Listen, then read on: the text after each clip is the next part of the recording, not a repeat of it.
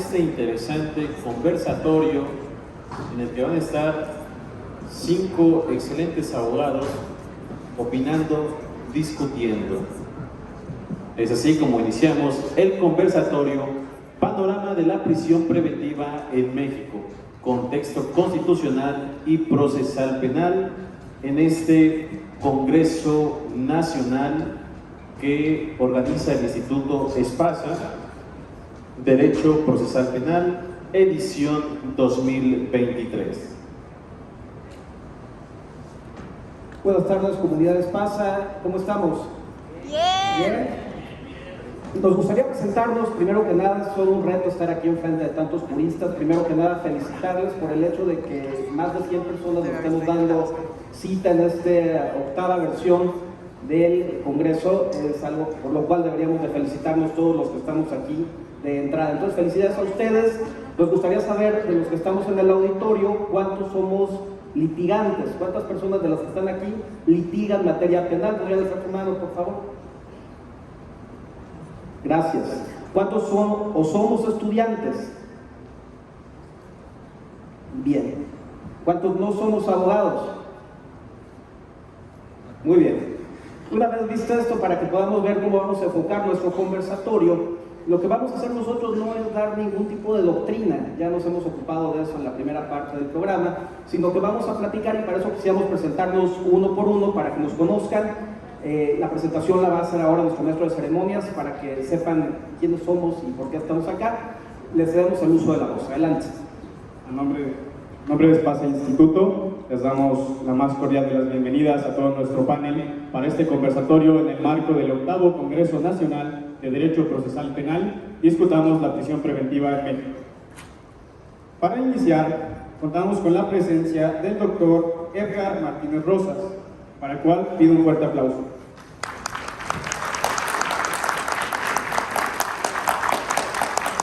Dentro de sus logros y destacamientos, prevalece que es maestro en Derecho con especialidad en Ciencias Penales, abogado, notario y actuario, doctor en Derecho con distinción ad honorem, defensor particular en materia penal en fuero federal y estatal, docente certificado por la Secretaría Técnica del Consejo de la Coordinación para la Implementación del Sistema de Justicia Penal, CETEC. Reiteramos el aplauso para el doctor. Esta tarde recibimos también al doctor David Vázquez Maldonado. Un fuerte aplauso. Él es abogado constitucionalista, maestro en Derecho de Amparo por la UAP, académico, activista social en favor de los derechos humanos, es asesor y consultor en comunicación política y presidente del proyecto universitario académico y social Círculo de Amparo AC. Un fuerte aplauso.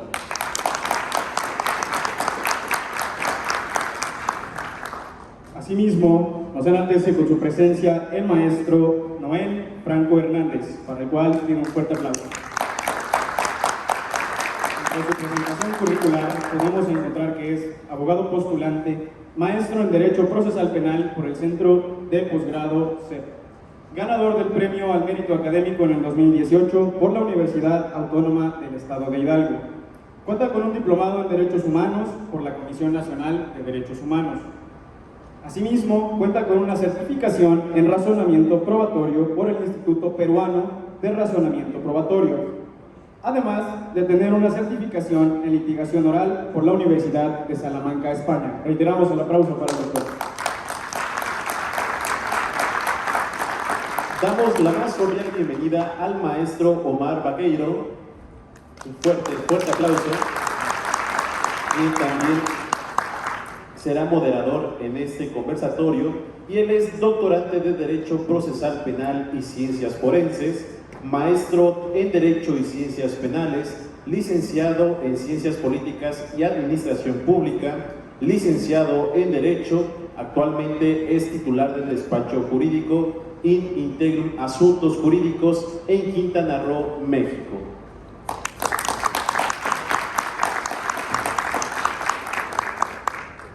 Es un gran honor tenerlos aquí el día de hoy conversando sobre el panorama de la prisión preventiva en México, contexto constitucional procesal penal. Muchas gracias, les cedemos el uso de la voz a nuestros panelistas.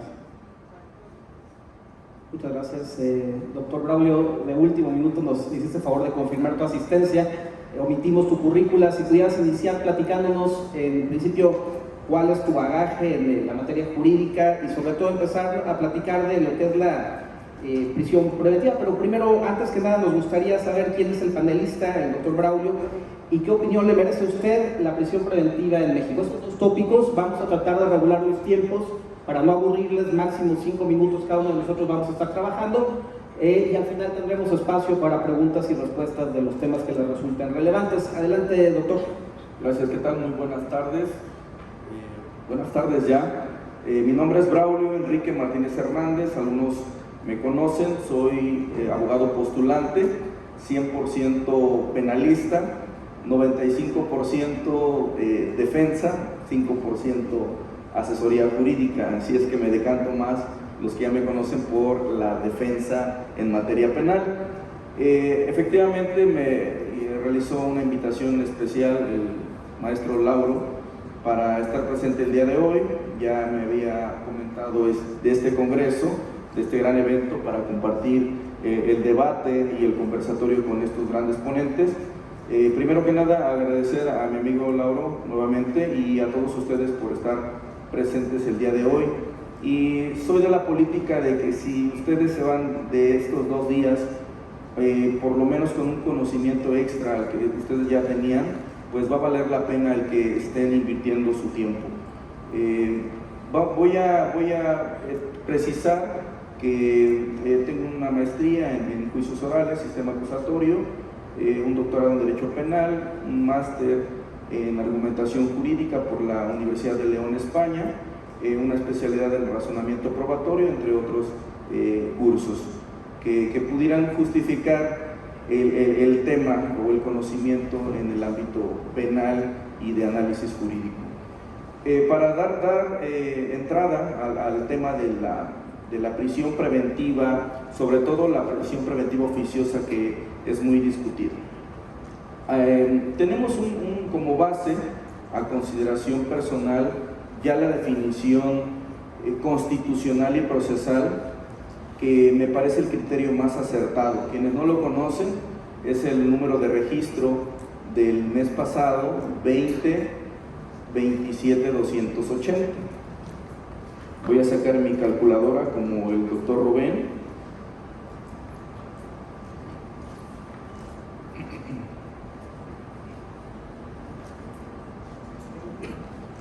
Y a la manera del doctor Rubén Quintino sería el número de registro 2.027.280. Este criterio tiene como base sólida la contradicción de tesis 293 del 2011.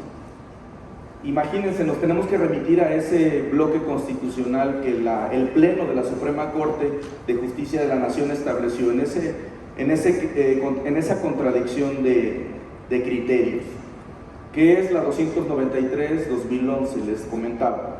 En esencia, esta contradicción deriva en 2 jurisprudencias, que es la 20-2014 y la 20-21-2014. ¿Cómo resuelve el Pleno de la Suprema Corte de Justicia de la Nación? Ampliando el bloque de derechos humanos que todo gobernante mexicano tiene en este país. Establece que, en esencia, los derechos humanos que están en la Constitución Política de los Estados Unidos Mexicanos deben de ser respetados, pero hay un bloque amplio de esos derechos humanos e incluye aquellos derechos humanos que están reconocidos en los tratados internacionales, de los que sabemos México forma parte de varios de ellos y que ha ratificado los mismos. En este caso, nos remite directamente a la Convención Interamericana de Derechos Humanos. Establece el Pleno de la Suprema Corte de Justicia de la Nación, sin hacer ninguna distinción jerárquica de derechos humanos. De hecho, no se podría realizar, porque estamos hablando de derechos humanos precisamente. y establece o nace el artículo primero constitucional ampliado, reconociendo todos esos derechos humanos. Una vez que son reconocidos esos derechos humanos, incluyendo aquellos que se nos reconocen en los tratados internacionales, entonces surge hace un mes un criterio muy atinado de los plenos regionales del norte de este país, donde resuelven que los jueces, al momento de poner en debate el tema de la prisión preventiva oficiosa, pues los jueces deben de prescindir de esta figura de la prisión preventiva oficiosa por los casos que ya conocemos de Zompantli Tecpile y otros contra México, y García Rodríguez y otros contra el Estado mexicano, donde resultó condenado, por cierto, el Estado mexicano respecto a la figura de la prisión preventiva oficiosa, que anticipa la pena, que atenta contra el principio de presunción de inocencia.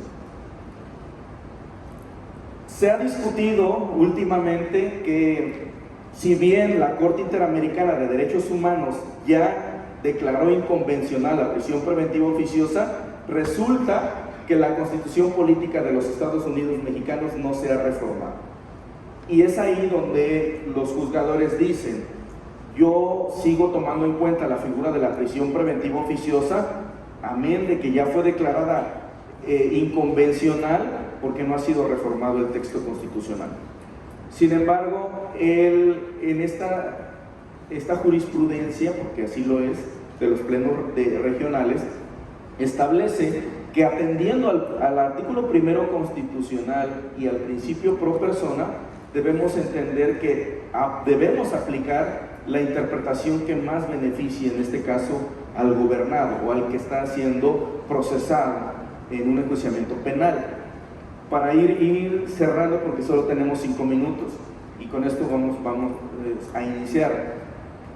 Se establece ahí, en esa jurisprudencia, que, y creo que es atinado el criterio de los plenos regionales, que no se está atentando el hecho de que en esa jurisprudencia se interprete que se debe prescindir de la prisión preventiva oficiosa. No debemos entender que estamos inaplicando la supremacía constitucional, sino más bien estamos dando una interpretación pro persona en términos del artículo primero constitucional, y que, si bien la jurisprudencia de la Corte, de nuestro máximo órgano jurisdiccional, la Suprema Corte, la jurisprudencia es vinculante para los juzgadores, resulta que las sentencias de la Corte Interamericana pues también son vinculantes para el Estado mexicano. Y si nosotros ratificamos esa Convención Interamericana de Derechos Humanos, así está establecido, pues los jueces se convierten en jueces interamericanos que pueden realizar esa interpretación más benéfica en términos del artículo primero constitucional. Claramente considero que es atinado este criterio. Considero que en un ambiente progresista no debería estar en duda de si debe de existir aún la prisión preventiva oficiosa o esa figura, y sí entrar en todos los casos a un debate de si se justifica o no la prisión preventiva al caso en concreto. Excelente, gracias, doctor Braulio. Es la perspectiva del litigante, uno de nosotros, el litigante, el académico. Ahora vamos a ver cuál es la postura sobre el mismo tema, ya no tanto la teoría, ya no sé, por favor, acuérdense que el tema es el panorama, cómo se va viendo la prisión preventiva. Ya el doctor nos habló un poquito del pasado, nos hizo la base de lo que está sucediendo actualmente. La siguiente intervención, el doctor Edgar, vendría en el sentido de cómo lo ve usted, o sea, desde la perspectiva del litigante, ¿qué opinión le merece a usted la situación actual? Ya nos dieron el antecedente, ya nos platicaron la jurisprudencia, el deber ser, ¿cómo lo ve usted? Buenas tardes. Antes de iniciar, quiero comenzar con una frase de Espasa: un espacio para romper paradigmas. Los aquí presentes, los que estamos en este momento, estamos precisamente haciendo eso. Estamos rompiendo modelos, estamos rompiendo paradigmas. El hecho de que estemos aquí sentados, estamos invirtiendo tiempo, por qué no decirlo también, estamos invirtiendo dinero, y esa inversión se va a ver reflejada en nuestros asuntos en los representados, porque también, como ya dijo mi amigo Braulio, en el caso de los defensores, tenemos que defender esos derechos. La intención es compartir parte de la experiencia y espero que esto que vamos a compartir, más lo que ustedes saben, se pueda ver reflejado en los justiciables. Agradecer también al maestro Lauro, a los aquí presentes. Algunos hemos sido colitigantes, otros hemos compartido espacios, algunos han sido mis maestros, otros jueces, alumnos, exalumnos, a todos gracias. Bueno, me plantearon un punto, pero lo que percibí es que entre los aquí presentes, la gran mayoría, y desde aquí lo vimos, la gran mayoría son estudiantes, apenas están empezando este ejercicio, o más que este ejercicio, están aprendiendo apenas lo que va a ser su ejercicio profesional. Por eso, para aterrizar un poquito de lo que bien dijo mi amigo el maestro Braulio, considero que hay que sentarse bien todavía las bases sobre este tema, principalmente para los estudiantes. Tenemos que partir de lo que son las medidas cautelares. La mayoría lo sabe, los alumnos posiblemente no. Este tipo de medidas lo que nos van a servir es para prevenir riesgos procesales, como cuáles: proteger a la víctima, que el imputado no se sustraiga, que no se obstaculice el procedimiento o la investigación, entre otros. Aparte de lo que buscan este tipo de medidas, es garantizar que las partes, previo debate, puedan justificar si existen o no existen ese tipo de riesgos. Esto, una vez que lo solicite la gente del Ministerio Público. Ahora, ¿qué tipos de medidas cautelares existen?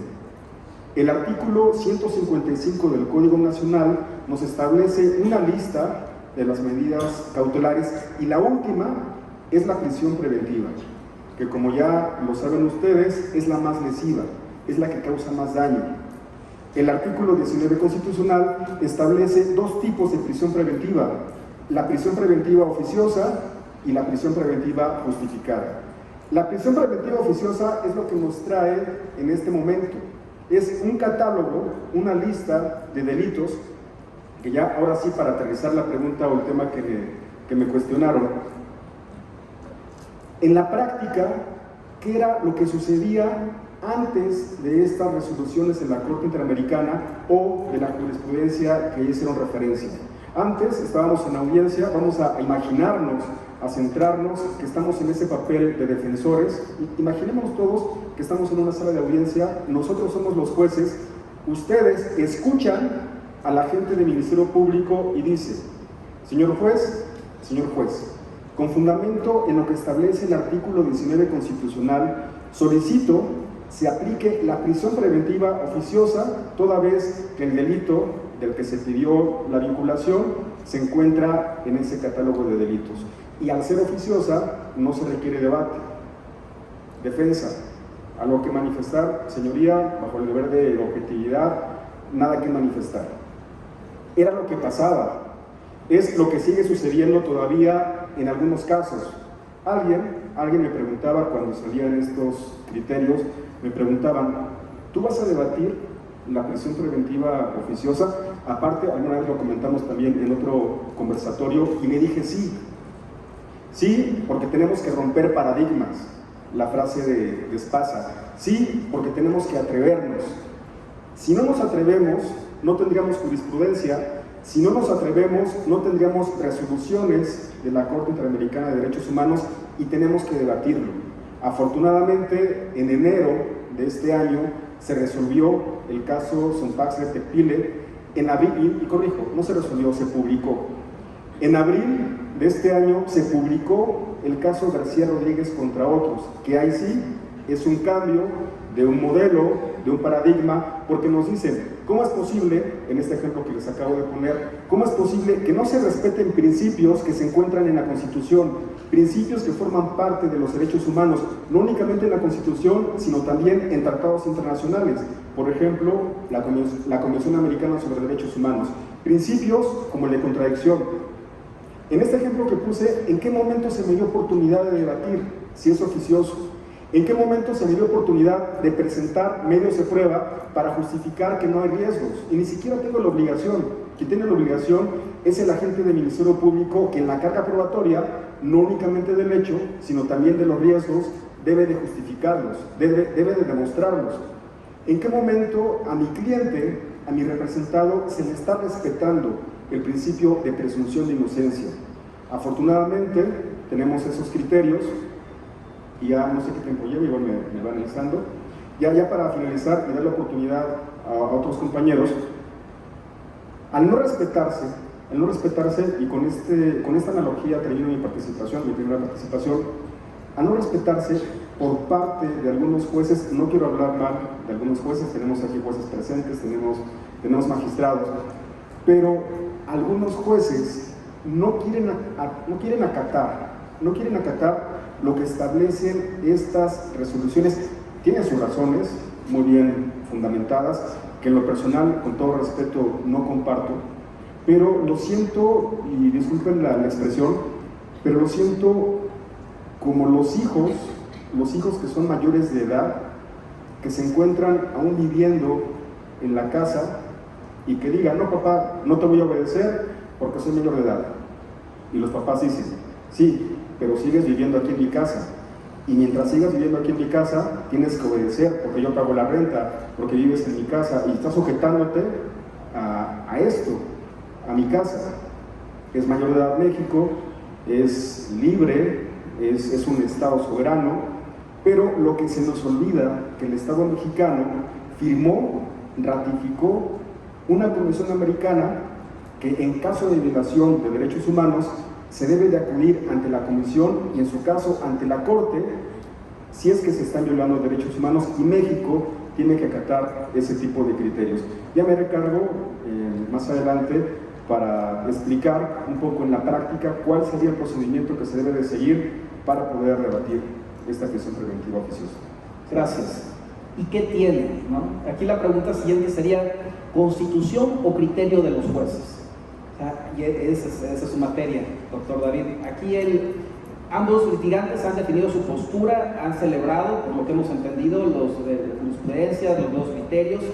En su opinión, desde el punto de vista constitucionalista, ¿no?, ¿qué es lo que debe de pesar más? ¿La opinión del juez, el arrojo del juez, lo que él, como mayor o menor de edad, quiera hacer valer, o lo que dice la Constitución? ¿Usted qué piensa?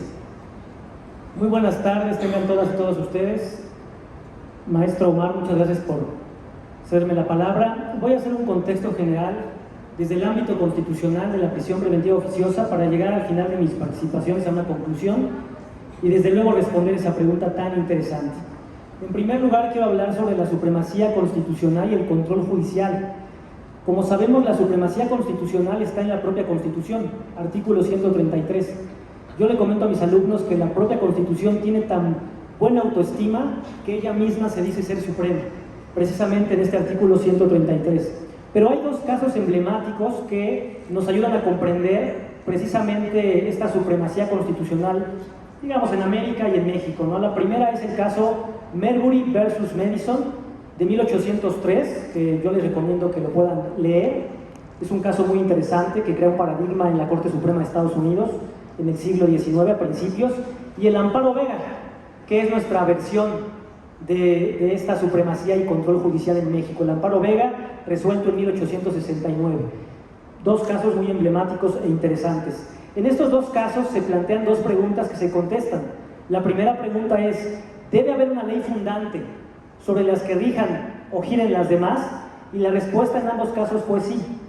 Sí debe haber una ley fundante, que es específicamente la Constitución, y que funciona como una especie de sistema solar, donde el sol es la Constitución y todos los actos de autoridad y todas las normas generales, e inclusive sus propias omisiones, haciendo referencia al juicio de amparo, tienen que girar bajo el control constitucional. Y la segunda pregunta, que me parece que es una pregunta muy relevante en estos tiempos que vivimos: ¿quién será el último intérprete de la ley fundamental? Y en estos casos se respondió que deben ser los jueces, el llamado gobierno de los jueces, inspirados definitivamente por la obra El Federalista de Alexander Hamilton y otros más. Partiendo de esto, quiero pasar al segundo punto, que es precisamente el que conocemos como bloque de constitucionalidad, y al cual ya se han hecho referencia aquí mis dos compañeros. Este bloque de constitucionalidad, aunque ya venía empujando desde hace varias décadas atrás, llega a México luego de la llamada Primavera Mexicana. ¿Cuál es la Primavera Mexicana? Pues junio de 2011. En junio de 2011 ocurren 3 eventos constitucionales muy relevantes, que son, por una parte, la reforma constitucional en materia de derechos humanos, que todos conocemos, la reforma en materia de amparo, igual en este mismo año, y la llegada formalmente a la Suprema Corte del caso Radilla Pacheco, y que es el caso que toca la puerta del Estado mexicano para saber qué disposición teníamos de recibir las sentencias precisamente de la Corte Interamericana. Sentencias que nos vinculaban por la firma desde 1981 del llamado Pacto de San José.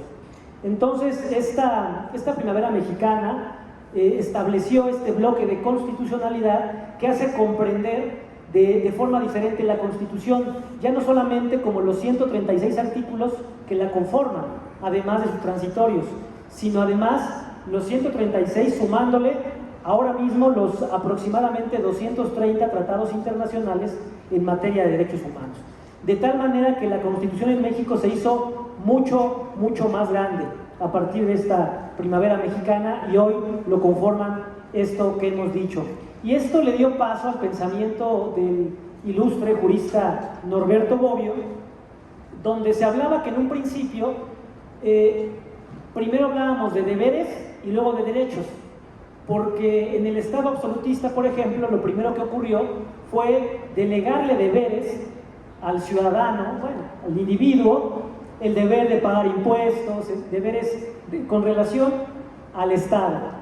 Y lo que descubrimos con este bloque de constitucionalidad y con estas sentencias de la Corte Interamericana fue precisamente descubrir que primero fue el individuo y luego fue el Estado. De tal manera que primero son los derechos y luego son los deberes. Y esta nueva perspectiva de los derechos fundamentales es la que hace este tipo, o es el fundamento de este tipo de sentencias y de este tipo de criterios. Para concluir mi primera participación, me gustaría concluir que de esta manera debemos reinterpretar aquella pirámide que todos aprendimos en los primeros semestres en la Facultad de Derecho, la pirámide de Kelsen, del gran jurista Kelsen, que debe reinterpretarse en el sentido que en la cima de esta pirámide ya no se encuentra como tal la Constitución aislada, sino se encuentra acompañada de los derechos fundamentales, e iría un paso más adelante, que en la cumbre de esta pirámide kelsiana se encuentran tanto las personas como sus derechos humanos. Muchas gracias.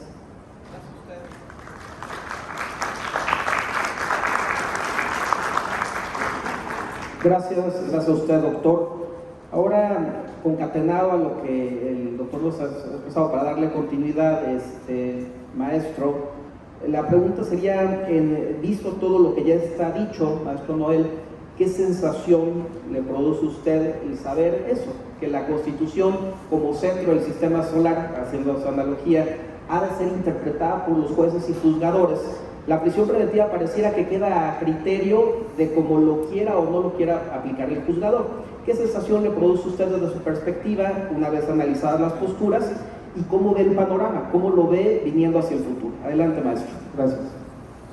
Pues buenas tardes. Ahorita, partiendo de la base de que hay muchos alumnos aquí, quisiera retomar algunas cuestiones, sobre todo de los compañeros que me han antecedido, y quiero partir de esta premisa. Pensar en la prisión sin un propósito cautelar es pensar en una especie de pena anticipada.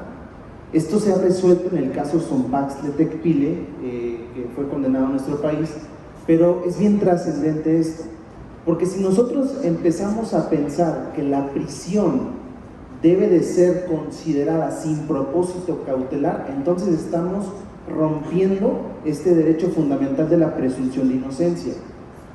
Esa es la base principal, y esta premisa la quiero tocar en base a lo que mis compañeros han referido, principalmente porque lo que ha acontecido en nuestro país después de esta gran primavera que nos comenta nuestro compañero ha sido una serie de reformas que vienen de un sistema mixto inquisitivo que estaba en el pasado y que a muchos de nosotros ya nos tocó esta última parte de la transición, ya no estuvimos tan adentro, ya estábamos como que entre las clases nos decían, les vamos a enseñar la averiguación previa y la averiguación procesal, pero ya vamos a transitar a otro sistema. Y empezamos a eso, y en ese trance nos enseñaron que la prisión era concebida a través de algo que se llamaban presupuestos materiales.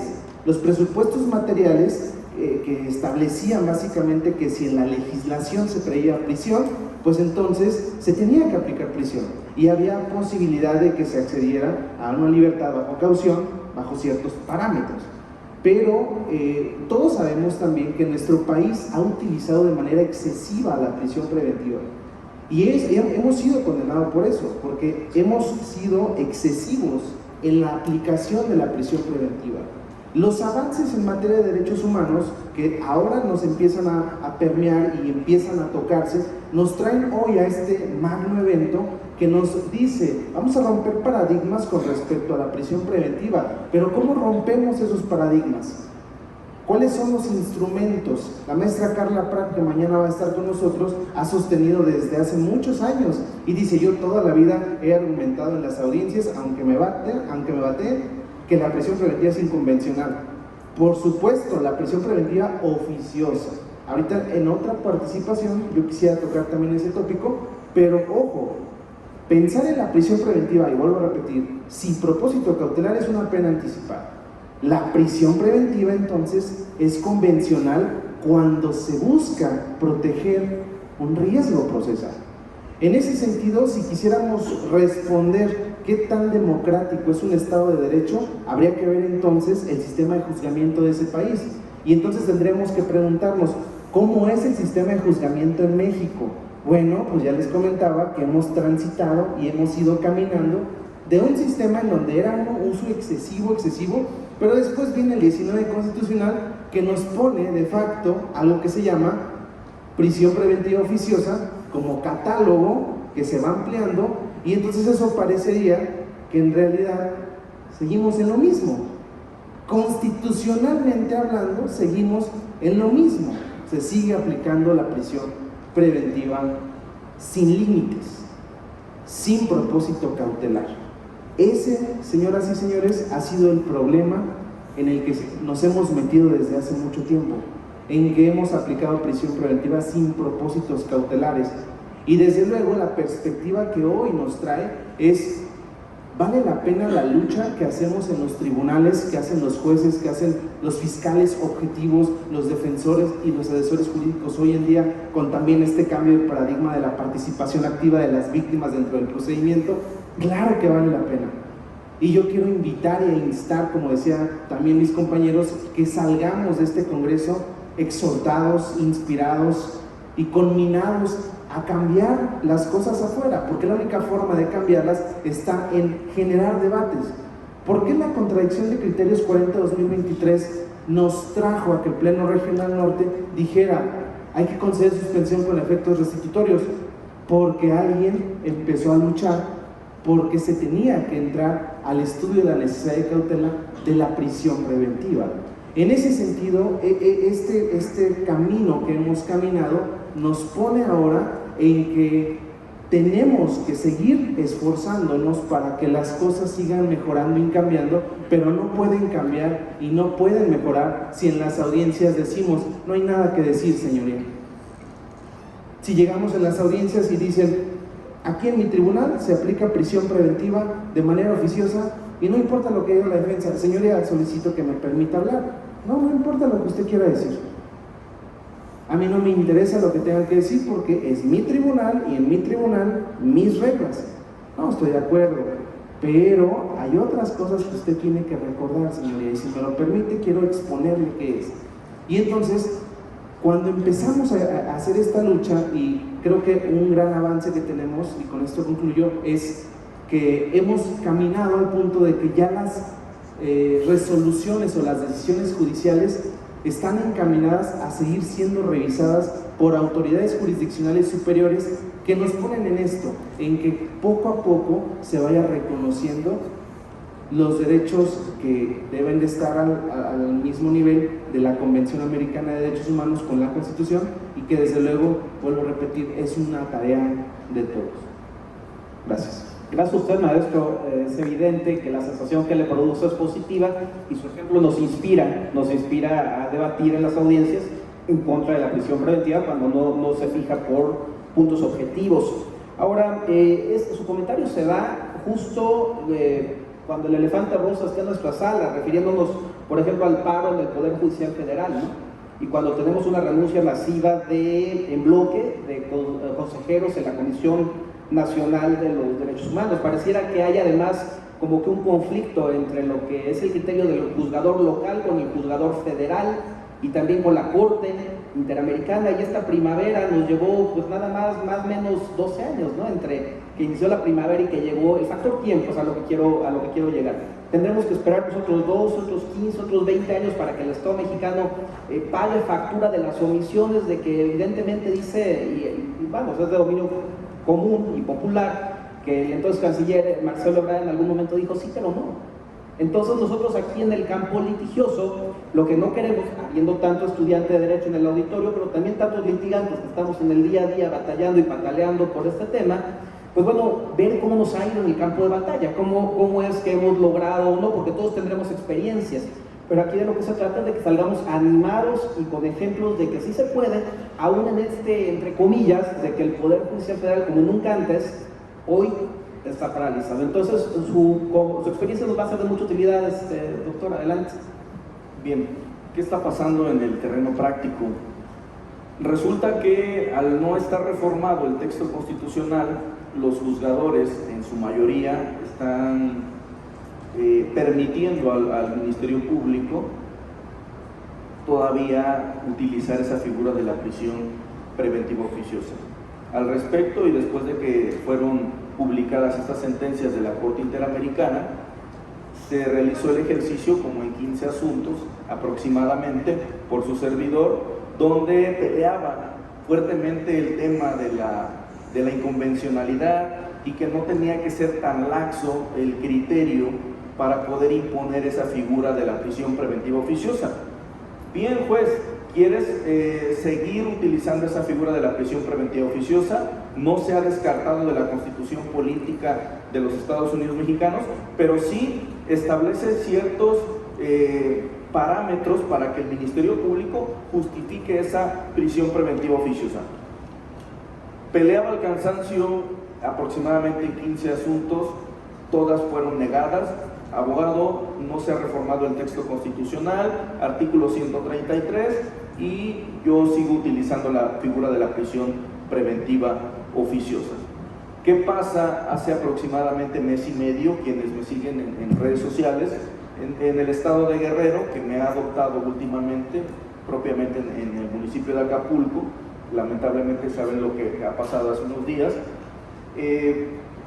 Yo, al cansancio de pelear la prisión preventiva oficiosa y su inconvencionalidad, ya así resuelta por la Corte Interamericana, en un debate de un homicidio calificado, pues ya no iba yo a realizar ese argumento, porque quizá dices, ya me cansé, creo que está automatizado el que se sigue imponiendo la prisión preventiva oficiosa. Pero precisamente de lo que hablaba mi compañero el doctor Edgar es de esa frase que utilizó el Instituto Espasa y que incluyó en este congreso: romper paradigmas. Dije, ¿por qué en este momento voy a prescindir, ahora mi persona, de ese debate que tanto nos ha costado y que en su momento alguien promovió para que fueran emitidas esas sentencias? Hice un argumento breve y me ha resultado, incluso para algunos juzgadores que veo en esta tribuna, que a los juzgadores muchas veces no les gusta escuchar tanta argumentación, sino que lo concreto es lo más efectivo, porque todo el día están en sus audiencias, todo el día escuchan argumentos, quizá en muchas ocasiones el porcentaje de argumentos son inoperantes, que ni siquiera se centran en el debate. Y creo que eso tiene que ver también con el aspecto psicológico en el que se desarrolla el juzgador. Entonces, ¿qué recomendaría a todos ustedes en el ejercicio práctico? Argumentos concretos, porque resultan ser los más efectivos. Esta circunstancia fue alegada así en un asunto en concreto, obviamente no puedo decir nombres específicos ni números de causas, pero esto es real. En Acapulco, les decía, en un asunto de homicidio calificado, planteé, su señoría, el Ministerio Público no realiza argumentación al respecto del por qué justifica lo que él dice la prisión preventiva oficiosa, que sabemos, como estudiosos del derecho, ya fue declarado inconvencional. Considero respetuosamente que el Ministerio Público debe realizar un esfuerzo mayor para justificar el por qué la aplicación de la prisión preventiva oficiosa, el por qué la necesidad de restringir ese derecho fundamental y humano de la libertad, el por qué llegar a esa última rápida.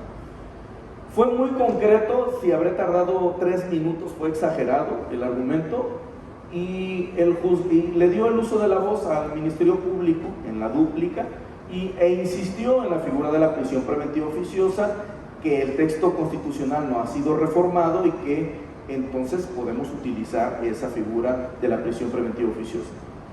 Me concede el uso de la voz nuevamente y yo reitero la solicitud.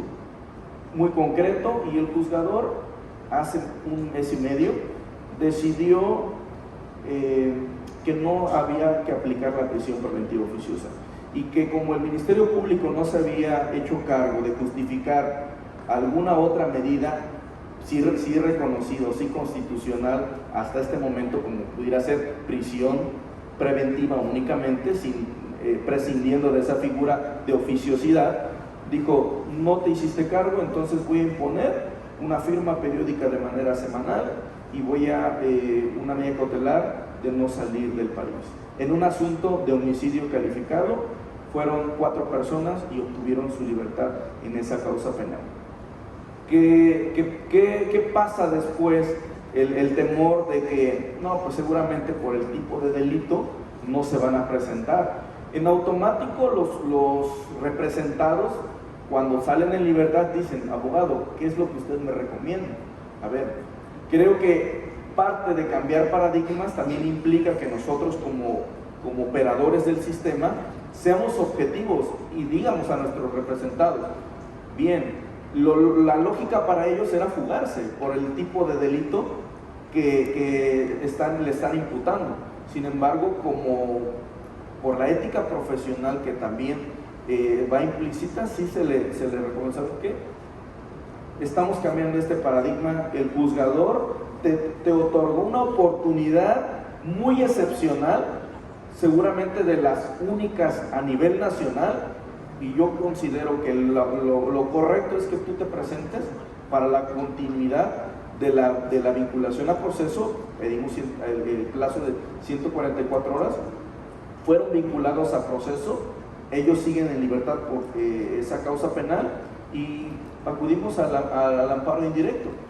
Pero el mensaje que quiero darles es que debemos de seguir intentando, aun y cuando la mayoría de los juzgadores digan, no se ha reformado el texto constitucional, todavía puedo echar mano de la figura de la prisión preventiva oficiosa, amén de que ya se fue declarada inconvencional.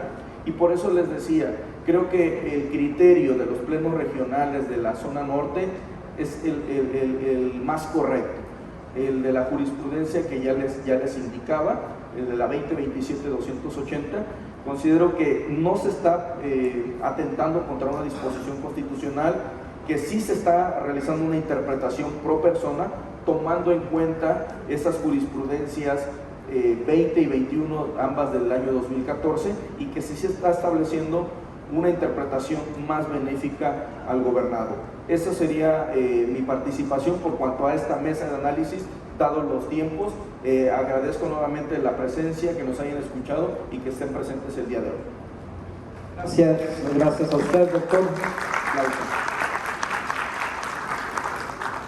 ¿Cómo lo ve usted, doctor Edgar? Si es cierto, de verdad se puede, en realidad se logra aplicar la prisión. Cuéntanos.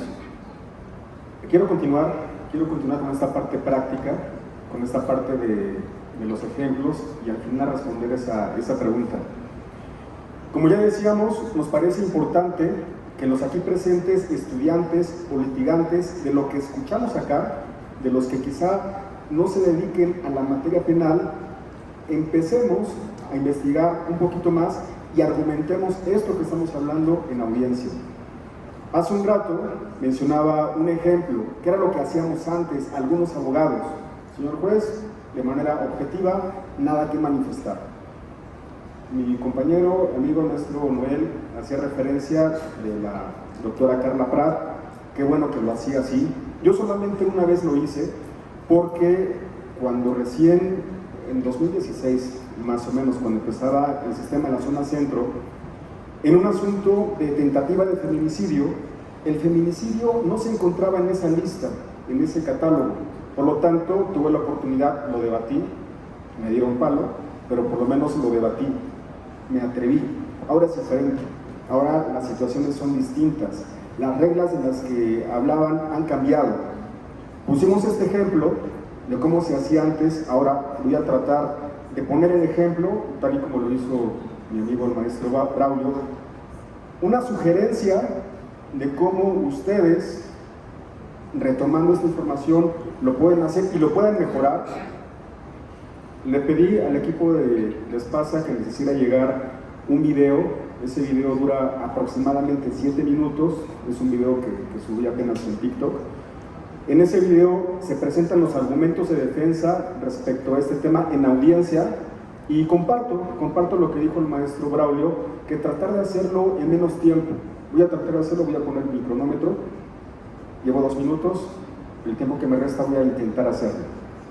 Vamos a suponer, agente del Ministerio Público, le dan uso de la palabra, solicita la aplicación de la prisión preventiva oficiosa, le dan el uso de la voz como defensa.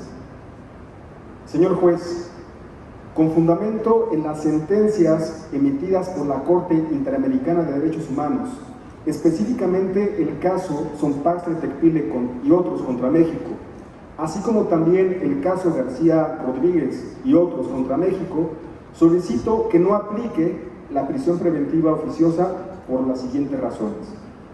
En primer lugar, la resolución del caso Sonpax Tecpile condena al Estado mexicano porque la prisión preventiva oficiosa no da oportunidad a que se pueda debatir, viola el principio de presunción de inocencia y no permite que podamos ofrecer o invocar datos o medios de prueba. En segundo lugar, en relación a lo que establece el caso García Rodríguez contra México, es en los mismos términos, porque no se respetan este tipo de derechos y principios.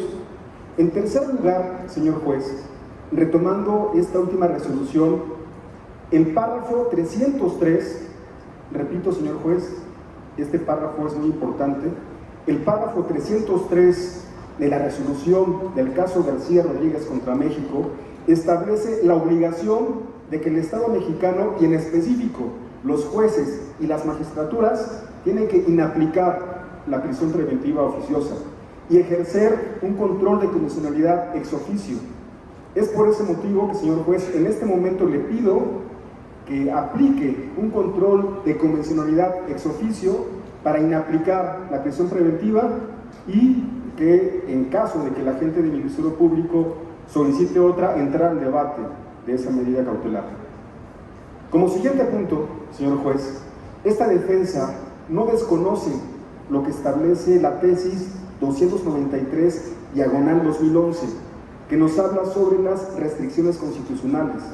Sin embargo, en el párrafo 176 del caso García Rodríguez contra México, hace un análisis de un perito que fue ministro de la Suprema Corte, José Ramón Cosío Díaz, que estableció que esta jurisprudencia, al establecer restricciones constitucionales, viola también derechos humanos. Por lo tanto, de igual forma, le pido inaplique la jurisprudencia 293/2011. Por último, recientemente, el 25 de septiembre del presente año, se publicó la controversia constitucional 40/2023, que establece que una vez que un quejoso tramite el amparo, en la suspensión provisional como principio de ejercicio o existencia del buen derecho, el juez de distrito le tiene que ordenar al juez de control o al tribunal encargado de debatir esa medida cautelar que debata o que permita el debate para la imposición de otra medida en caso de que el agente del Ministerio Público así lo solicite. Es por lo anterior, señor juez, que le pido nuevamente y reitero que no se aplique la prisión preventiva oficiosa. Es todo en esta participación. Es un ejemplo, lo pueden mejorar, pueden aumentar más a la información que aquí se ha presentado, pero es parte de lo que hemos venido diciendo. Esto que estamos compartiendo es información real, es información que todos podemos consultar. Atrevernos, presentarla. Desafortunadamente algunos jueces no están manteniendo esos criterios. Si es que hay oportunidad, una participación, decir, retomar parte del por qué no lo están haciendo, que repito, no comparto, pero mientras tenemos que atrevernos. En esta participación seré todo. Gracias, doctor.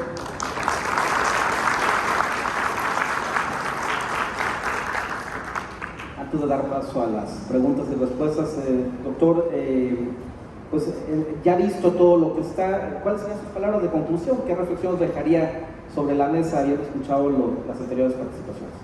Claro, en este sentido me gustaría comentar que una vez que posicionamos a la persona y sus derechos fundamentales en la cima de esta pirámide, surge un principio que es el principio pro persona. Aplicar en un caso concreto la norma o la interpretación que más beneficia a la persona. Pero ¿qué hizo la Corte cuando el tratado y la Constitución chocaron? Ahí tomó una decisión muy importante y fue proteger el último reducto de la supremacía constitucional en México, llamadas las restricciones constitucionales. Y entonces la Corte le levantó la mano en última instancia a la Constitución frente a estos tratados internacionales, que se encuentra su fundamento en la parte final del artículo 1 de la Constitución, que dice en la parte final, cuyo ejercicio no podrá restringirse ni suspenderse, salvo en los casos y bajo las condiciones que esta Constitución establece. ¿Qué son las restricciones constitucionales? Son una limitante al ejercicio de un derecho por disposición expresa de la Constitución. ¿Cuáles hay? Existen algunas como la prisión preventiva oficiosa, como la prohibición de reinstalar a los policías en sus cargos, aunque justifiquen de alguna manera haber sido despedidos de forma injustificada. Otra más sería el caso de que los ministros de culto no pueden ser votados en elecciones públicas. Y bueno, todo esto nos lleva a ir concluyendo lo siguiente. ¿Qué pasa con estas sentencias de la Corte Interamericana? Pues comienza a significar la caída precisamente de estas restricciones constitucionales, porque tanto en el caso Zompaxtle, Tecpile y otros contra el Estado mexicano, como en el caso García Rodríguez contra México, a diferencia de otras sentencias, se condena al Estado mexicano no solamente a adecuar su legislación interna, sino a modificar su Constitución. Y de acuerdo al artículo 135 de la propia Constitución, la única manera de modificar la Constitución es a través del llamado procedimiento dificultado de reforma, no así de una sentencia internacional.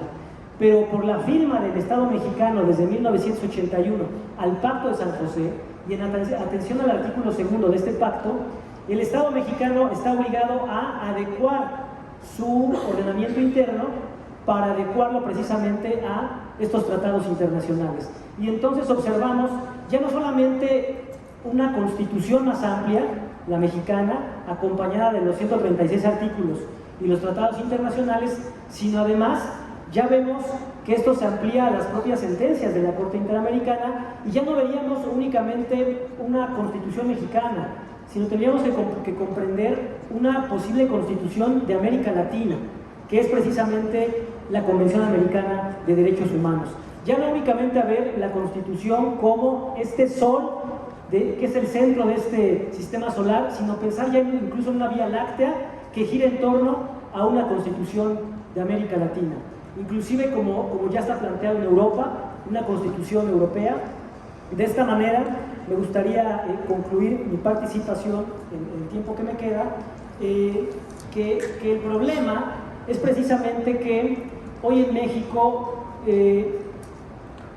hace falta un verdadero tribunal constitucional, un tribunal que revise inclusive las reformas constitucionales, porque el gran problema fue que la prisión preventiva oficiosa llegó a México y se convirtió al mismo tiempo en una figura constitucional, pero a la vez inconstitucional, rompiendo las reglas de la lógica, rompiendo las reglas de que algo que es no puede dejar de ser. ¿Por qué ocurrió esto? Porque en México las reformas constitucionales son primordialmente reformas políticas, no reformas jurídicas, reformas que están en manos de los políticos, concretamente de todo el aparato legislativo del país, que es quien conforma el gran poder reformador de la Constitución. Y no hay un control de constitucionalidad de las reformas constitucionales. Por eso ocurren aberraciones como el arraigo y como la prisión preventiva oficiosa. La propuesta final sería convertir en un auténtico tribunal constitucional a la Suprema Corte, dotándola de la facultad de revisar las reformas constitucionales antes de formar parte de la Constitución, porque pueden llegar reformas inconstitucionales a la Constitución, como la prisión preventiva oficiosa. ¿Cuál es el problema? Que para dotar a la Suprema Corte de esta facultad tiene que pasar precisamente por un procedimiento de reforma a la Constitución que se encuentra en manos de los mismos políticos. ¿Y quién es quien emprende el liderazgo de estas reformas? Generalmente el presidente de la República.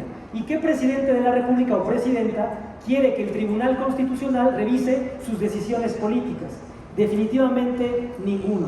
De tal manera que la Constitución se encuentra en una especie de laberinto de la propia Constitución, donde su única salida, a mi punto de vista, será la llegada de sentencias de la Corte Interamericana de Derechos Humanos, o que llegue un presidente o una presidenta visionario que proponga este tipo de reforma. Un presidente o una presidenta que piense no solo en las próximas elecciones, sino sobre todo en las próximas generaciones. ¿Es cuánto? Aplausos.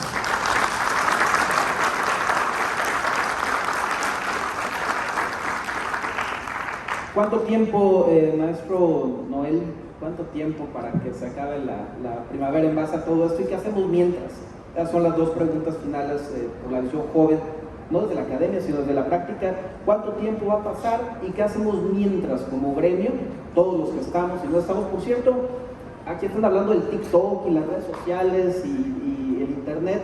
Se nos había olvidado comentarles que pueden usar el hashtag de Experiencias Pasa para ir tomando sus notas digitales. Aquellos que hagan uso de las redes, no se olviden, es hashtag Experiencias Pasa y hashtag Prisión Preventiva. Estas dos preguntas quedan en el aire para usted, por favor. Gracias, maestro. Bueno, aquí hay que considerar varias cuestiones. Los cambios van sucediendo de generación en generación.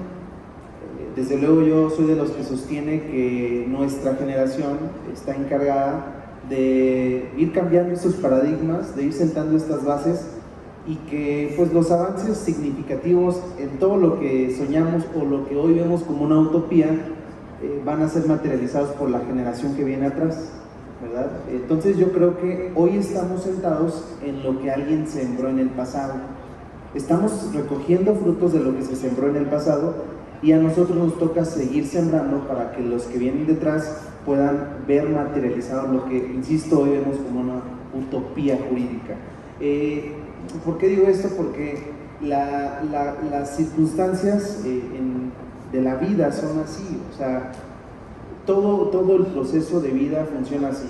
Es una ley de siembra y de cosecha, y vuelvo a repetir, hoy nosotros estamos celebrando y disfrutando de muchas cosas que gente atrás luchó antes que desde luego nosotros, y eso hay que reconocerlo y que también hay que seguirlo haciendo. ¿Por qué? Porque también soy de los que creen que nunca dejamos de sembrar y que no nos podemos permitir dejar de luchar. Aquí quiero enfocar esta última participación a que cuando la Corte Interamericana sentencia en nuestro país en noviembre del año pasado, y que ya se reconoce en febrero de este año, nosotros ya en esta nueva dinámica o en esta nueva generación de abogados que estamos litigando en varios estados, les decíamos a los distintos órganos jurisdiccionales: señoría, solicito que me permita abrir debate con respecto al tema de la prisión preventiva porque es inconvencional. Y los jueces decían no, algunos decían no, ni mangos. Y había otros jueces que decían, ok, va, hágase cargo. Y entonces, los jueces, esos que te decían hágase cargo, te estaban dando pauta que le dijeras, es inconvencional. Al final, ¿qué te iban a decir? No importa lo que hayas dicho, es oficiosa y se acabó. Pero ya te escucharon, ¿verdad? ¿Por qué digo esto? Porque de principio parece una simulación, señores. Cuando recién se publica la sentencia Sompás de Tecpile, yo solicito a un órgano jurisdiccional de Hidalgo y le digo, señoría, solicito una audiencia de revisión de medida cautelar porque han variado las condiciones que generaron la imposición de origen. Y dice el juez, va, órale va, a pesar que era prisión preventiva oficiosa, era un delito de violación. Dijo, va, te cito a audiencia. Convoca audiencia, llegamos a la audiencia y en la audiencia lo que pasa es que yo le digo, señoría, es inconvencional, lo que ha cambiado es que hemos sido condenados por la sentencia Sompás de Tecpile y hice una argumentación amplia de por qué tenía que inaplicarse la prisión preventiva oficiosa y tendría que entrarse entonces a debatir si tendría que aplicarse una justificada. Bueno, eso sí, en caso lo pedía la Fiscalía. Entonces, el juez dice, era un juez joven, y esto quiero que lo tomen como nota, era un juez joven, tenía como 2 meses que lo habían subido, y esto es bien importante porque ahorita les voy a contar el desenlace. Tenía como 2 meses que lo habían subido como juez, y el juez dijo, tiene razón la defensa, estoy de acuerdo, y en este momento inaplico prisión preventiva oficiosa, y vamos a entrar al debate a ver si hay que imponer alguna otra medida cautelar. Fiscalía desea solicitar alguna medida cautelar. Sí, señoría, en este momento solicito prisión preventiva justificada. ¿Por qué? Ah, pues por esto, riesgo para la víctima, peligro de fuga, por la pena que se pudiera imponer, bla, bla, bla. Y bueno, una serie de argumentos que seguramente los que hemos estado en las audiencias hemos escuchado.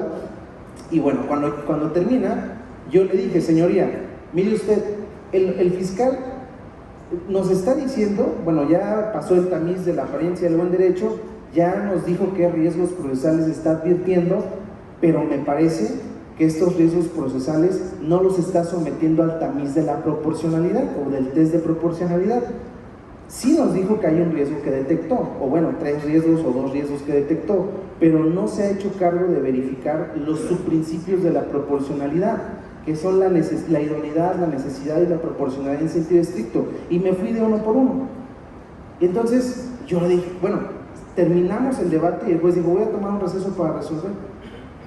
Y cuando salgo el fiscal me dice, no hombre, ya te vas a llevar a tu cliente, ya todos, el cliente ya se sentía en su casa, todos estábamos ya felices. Y de esas veces que uno dice, nos van a dar la razón, porque no hay por dónde, no hay para dónde hacerse. Entramos y dice el juez, tiene razón la fiscalía, en este momento impongo prisión preventiva justificada. No, ya se imaginarán lo que se siente, ¿eh? Y más el señor, porque el cliente me dijo, yo ya me sentí en mi casa, me dijo.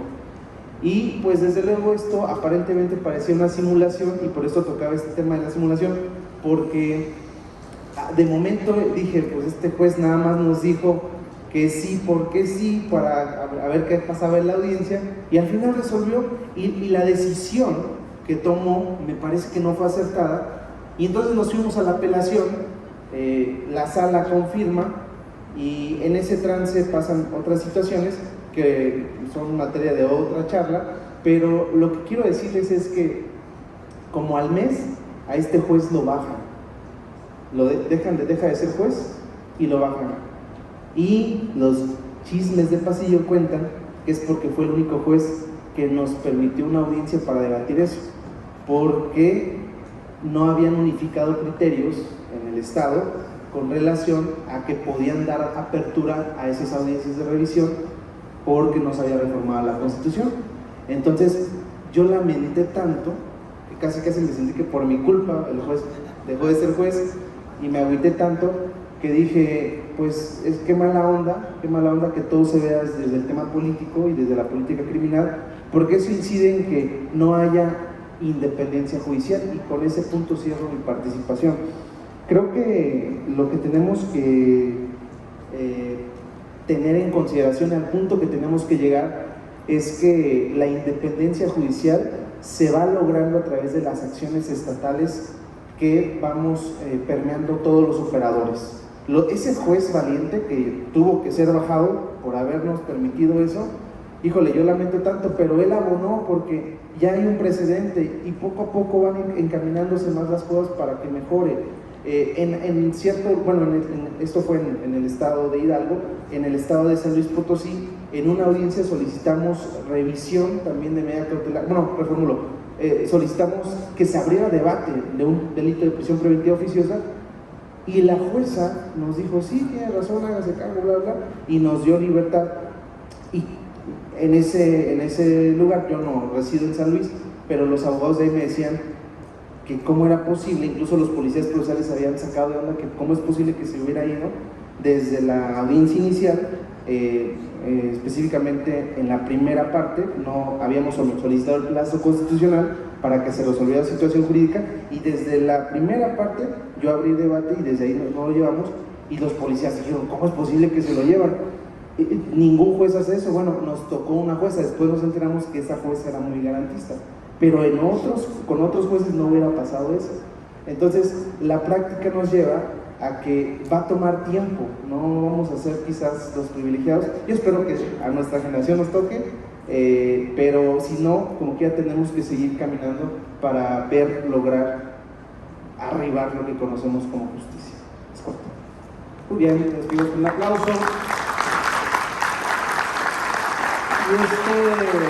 Este aplauso más bien es para ustedes. Gracias por la paciencia que nos han tenido en este conversatorio. Como ven, casi no nos gusta hablar y es un tema que además no nos apasiona. Voy a, por favor, doctor, si me ayuda a irla pasando, son nuestras constancias. Déjenme ver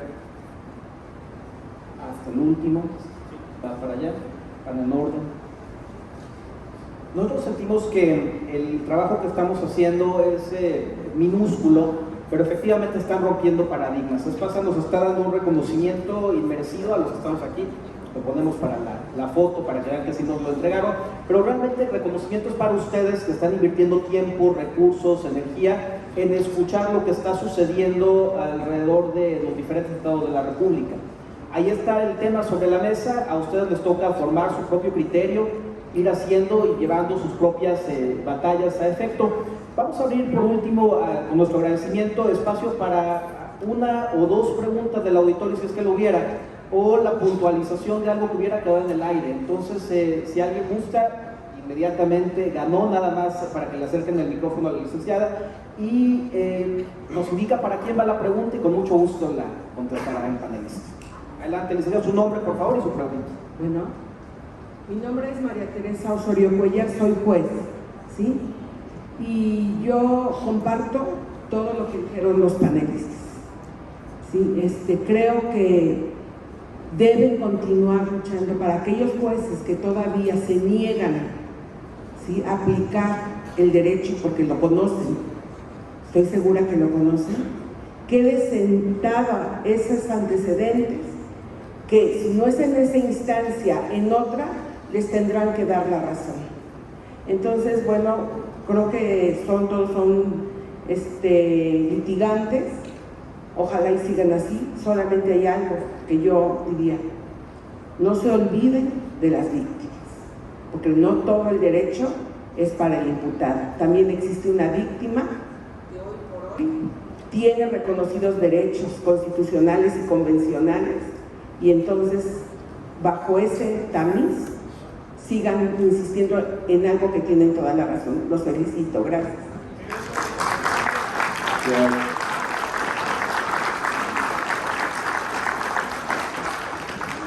Gracias, pues, ¿alguien más por allá? Licenciada, por favor, en medio. Igual, licenciada, por favor, su nombre y a quién va la pregunta o el comentario. Hola, buenas tardes. Mi nombre es Dulce María Sánchez y las preguntas más bien son abiertas porque quisiera, de acuerdo a la experiencia de cada uno, quien pudiera aportar. La primera pregunta es: ¿por qué consideran que nuestro poder legislativo no se ha interesado por reformar nuestra Constitución y evitar justamente este retraso que tenemos procesal de estar promoviendo audiencias, de estar promoviendo amparos, porque al final es una dilación procesal, porque estamos en esperas de que a nuestro poder legislativo se les ocurra hacer su trabajo, porque tal vez están más preocupados por eliminar fideicomisos que realmente hacer lo que interesa?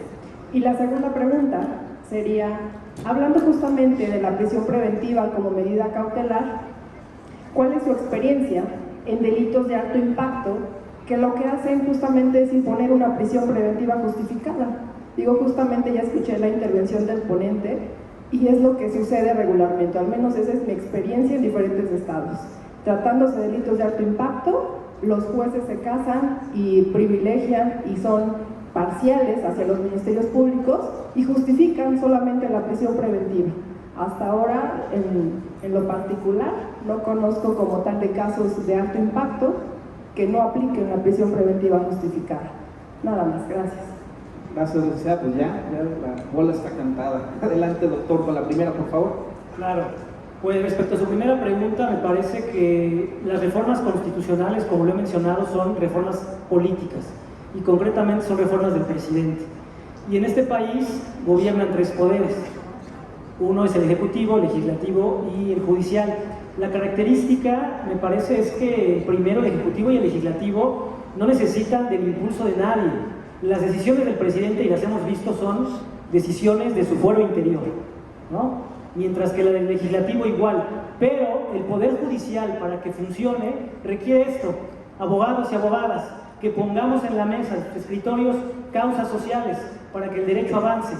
Los jueces no actúan en automático, sino requieren gente preparada que les ponga en audiencias o en juicios de amparo causas sociales. Inclusive ahora mismo existe el amparo contra la omisión legislativa, donde un juez le recuerda al Congreso de un estado, por ejemplo, que tiene que legislar cierta materia que le ordena la propia Constitución o una ley general. De tal manera que me parece que de los tres poderes, personalmente desde mi experiencia, el más preparado es el Poder Judicial.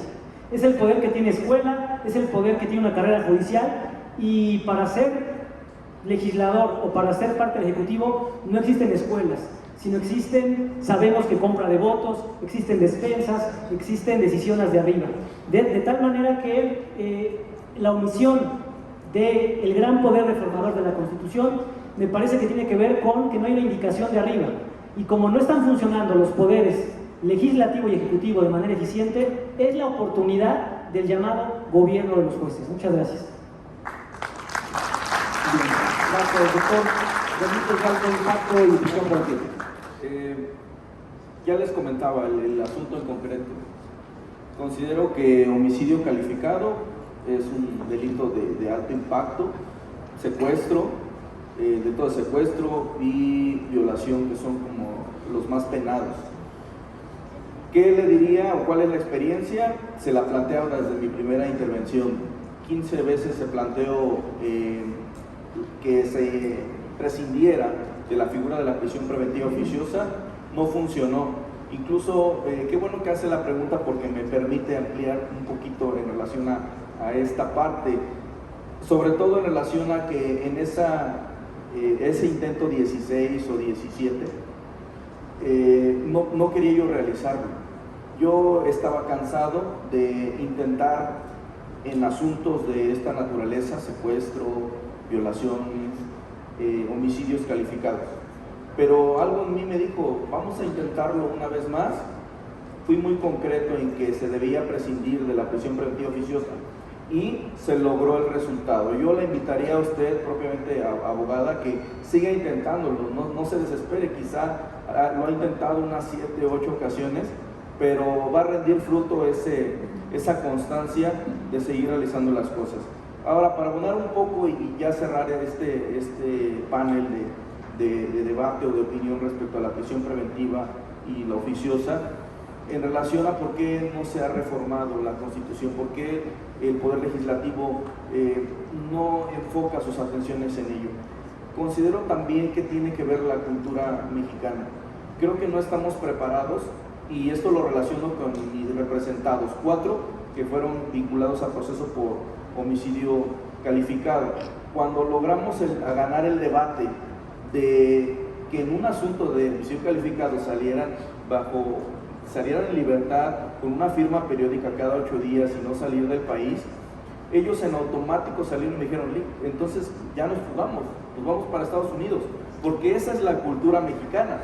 Y eso es lo que también debemos cambiar y creo que impacta en que también la cultura mexicana no esté preparada para decir, vamos a reformar la Constitución en todos los casos, aún de secuestro, vamos a someter a debate la necesidad de la prisión, porque la cultura mexicana nos dice que está en la cárcel, entonces ya está pagando, cuando debemos entender que podemos gozar de una libertad de enfrentar nuestros procedimientos y que desde luego va a haber consecuencias para estas personas de que si no se presentaban al acto procesual continuo, pues evidentemente le iban a librar la orden de reaprehensión y que jamás volvíamos a gozar de la libertad bajo estos parámetros internacionales.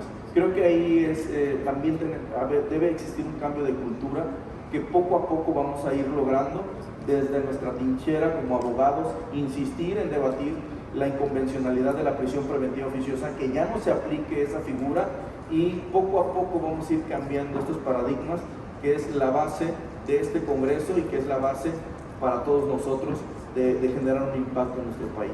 Es todo. Adelante.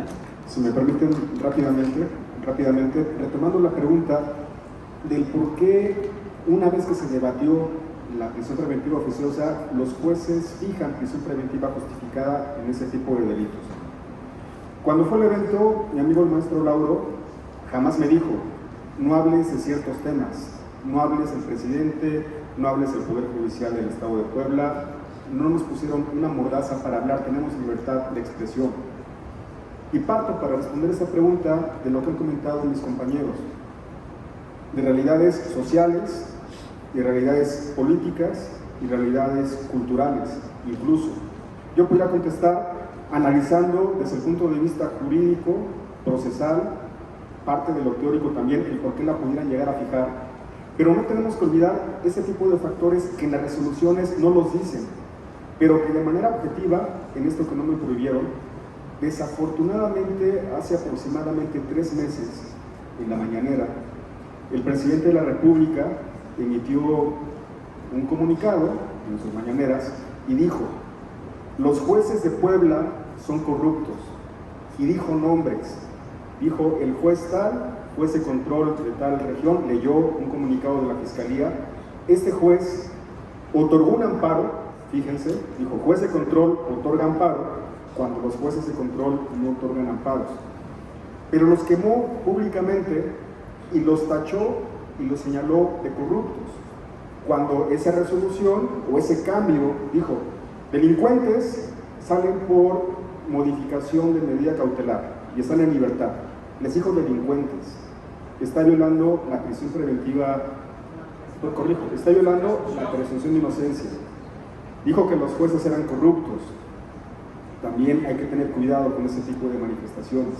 Entonces, tenemos que analizar, en ocasiones, sí, está bonito que hablemos de la doctrina, está muy bien que sepamos la parte jurídica, pero también tenemos que tomar en consideración que desafortunadamente la parte política influye en ese tipo de resoluciones, asuntos mediáticos, asuntos de línea, que para que la sociedad no piense que hay corrupción, mejor me lavo las manos y le fijo la prisión preventiva justificada. También hay que ser realistas y hablar ese tipo de factores. De parte mía sería todo. Muy bien. Maestro Javier, vamos a seguir tocando el tema. Tenemos varias participaciones de abogados, estudiantes que levantaron la mano. El conversatorio continúa, pero ya en el marco local de nuestra entidad de Puebla como tal, por la tarde. De momento, pues es todo, es cuanto. Muchas gracias a ustedes por su atención. Un aplauso para todos nuestros panelistas, por favor. Agradecemos la presencia del doctor Edgar Martínez Rosas, Asimismo del doctor David Vázquez Maldonado, del maestro Noel Franco Hernández el maestro Omar Vaqueiro. y el doctor Braulio Martínez. Fuerte aplauso para ellos, por favor. Que les entregó una constancia, un reconocimiento a la amplia experiencia, al enorme conocimiento y a los puntos de vista que esta tarde abordaron en esta conferencia, en este conversatorio. Nuevamente un aplauso para los maestros doctores.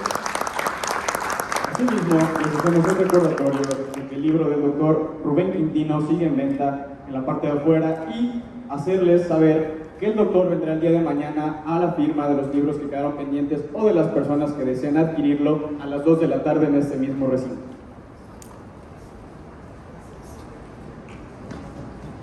Agradecemos la participación y pedimos a todos estar muy atentos que continuamos en este 8º Congreso Nacional de Derecho Procesal Penal. Discutamos la prisión preventiva en México.